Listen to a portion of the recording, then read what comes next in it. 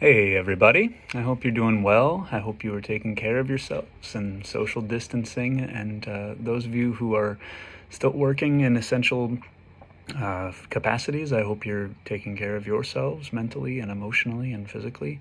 And those of you who are struggling in other ways, please take care of yourselves. I know I can't help in substantial ways, but I can keep telling you to take deep breaths and to be good to yourself as much as you possibly can. A few words about the reading for today, for Wednesday that you just accomplished, Wednesday the 15th of April.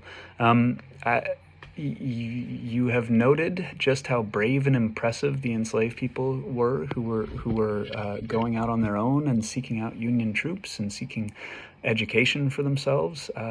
Seriously, what a heroic story that those people lived and acted.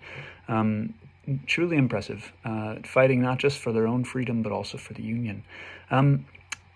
What this means, though, is actually I've discovered from your show and tell is kind of hard to interpret.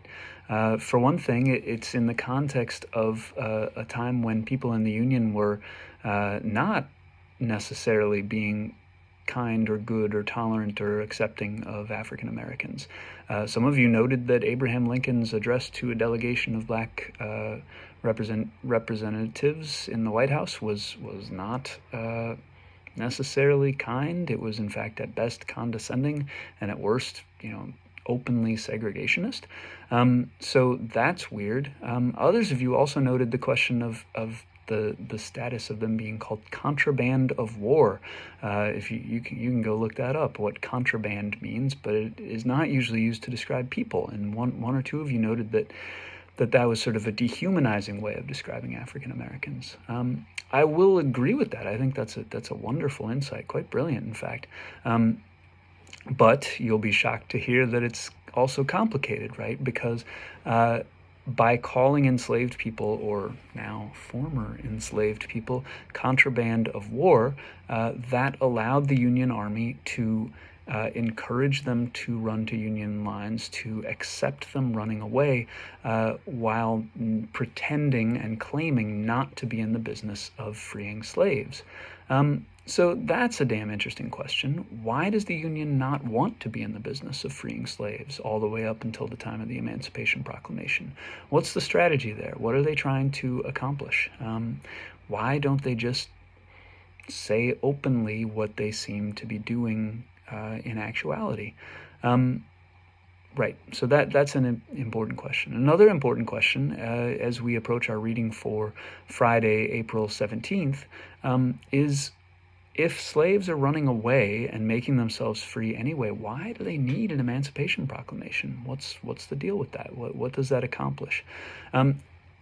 Please read the Emancipation Proclamation. It's too interesting and too important, and when you read it, I think you will see just how surprising it is, how it's not what you maybe imagined that it would be. Lincoln is a stirring writer, and I'm going to ask you to read the Gettysburg Address for the same day, and yet the Emancipation Proclamation is anything but stirring. What is he doing? And I mean that quite literally. What does the Emancipation Proclamation do, and what does it specifically not do, which is perhaps even more interesting?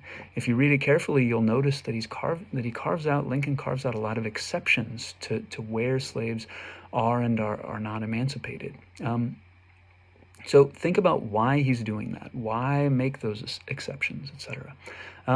The letter that Lincoln wrote to Horace Greeley, who was super famous at his time, I don't know, Anderson Cooper, maybe, like a famous journalist, Brian Williams, I guess. Those are comparisons to what Horace Greeley was, except he was probably more important and influential at the time. Lincoln's letter to Greeley is a good companion to the Emancipation Proclamation, if you're thinking of comparing a couple documents.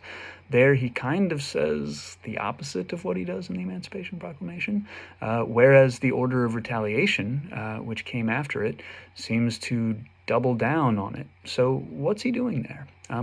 The temptation, I know, with the Civil War is always to look at it as one long story of Abraham Lincoln's emotional and ideological progress.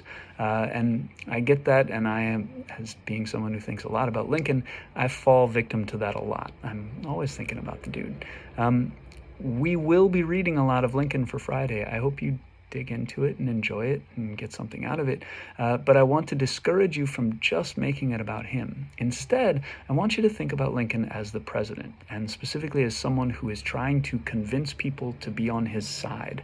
The war was not always popular in the North. There were long periods where many people thought that that the Union, was going to lose the war, and Lincoln had to try and keep America in it, keep the Union in it, and also make sure that he was coming up with ways to win it. So what is he doing strategically? Why is he making the choices that he's making?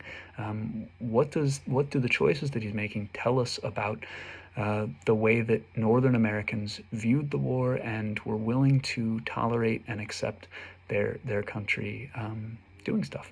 So thank you so much. Truly take care of yourselves. I hope you're doing well. Let me know if I can help.